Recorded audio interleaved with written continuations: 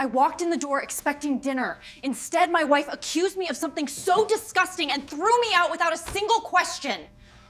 That Tuesday, I came home expecting nothing more than a quiet evening. I spent the whole day training a German Shepherd for a security client and was looking forward to dinner and a shower. But instead, I walked straight into a storm I never saw coming. The moment I stepped into the living room, my wife, Rachel, was standing there, rigid, arms crossed. Her daughter Maya was on the couch, sobbing like she'd just survived a tragedy. "Tell him what you told me," Rachel demanded. Maya lifted her face, red, wet, and trembling. "I trusted you," she choked out. "I can't believe you did that to me," I froze. "Did what?" Then Rachel unleashed a list of sickening accusations, claims so vile I felt the world go silent.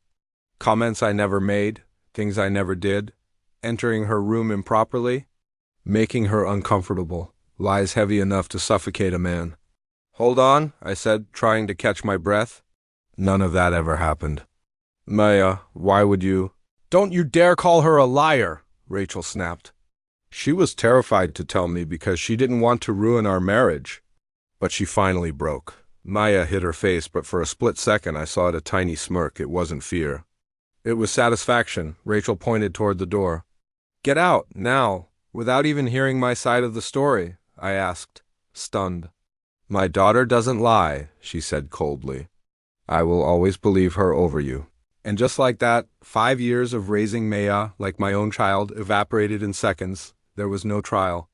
No questions, just an execution. I walked out with nothing but my keys and my phone, the door slamming shut on my life. My friend Marcus let me crash on his couch that night, offering me a place to stay and a much-needed beer. Shock kept me numb at first, but clarity settled in fast. I wasn't going to beg, I wasn't going to apologize for something I didn't do. And I certainly wasn't going to fight a lie that my own wife had so eagerly accepted. I was divorcing her. The very next morning I met with an attorney, David Chun. He was calm, sharp, and direct. "You document everything," he told me. "Screenshots, financials, every single message. Do not speak to Rachel or Maya again.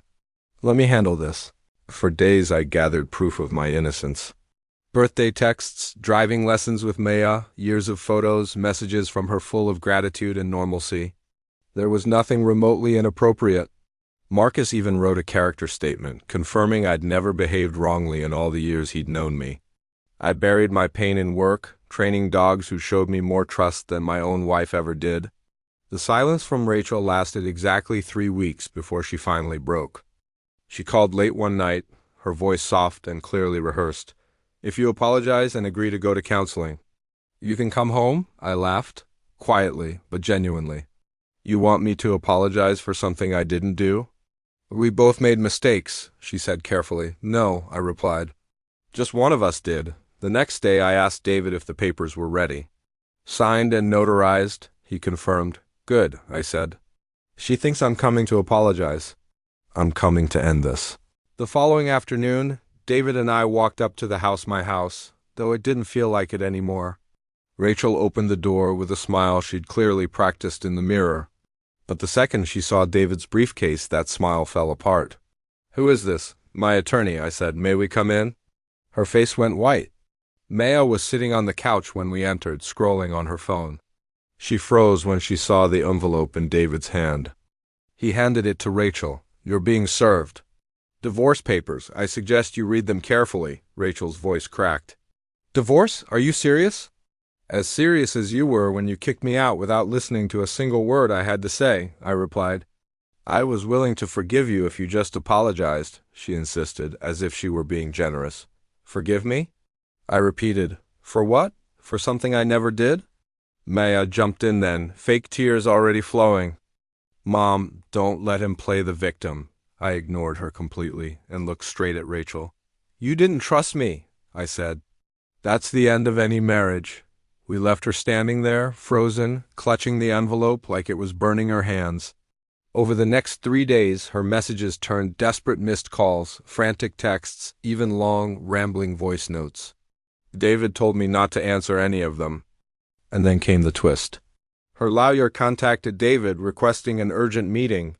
"Something happened," David said over the phone. She wants to settle. I showed up at the law office the next morning. Rachel entered looking like a ghost, her eyes swollen and red. She was shaking.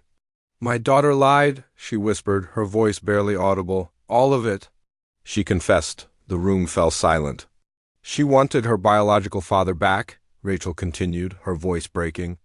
"She thought if she pushed you away, I'd go back to him." I just stared at her, not blinking. "So she lied, and you believed her without a single question?" "She's 18, Rachel pleaded. She didn't understand. "Stop," I cut in.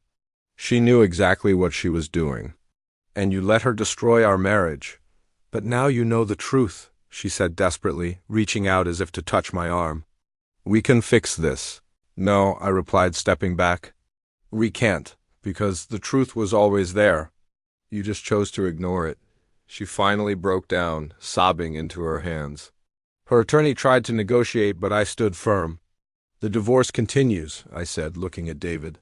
"Nothing has changed." Rachel signed the papers within a week. There was no contest, no fight, no further claims. Guilt had completely crushed her. But guilt doesn't rebuild trust. 6 weeks later, the divorce was finalized in a quiet courtroom. 30 minutes of legal wording officially ended 5 years of my life.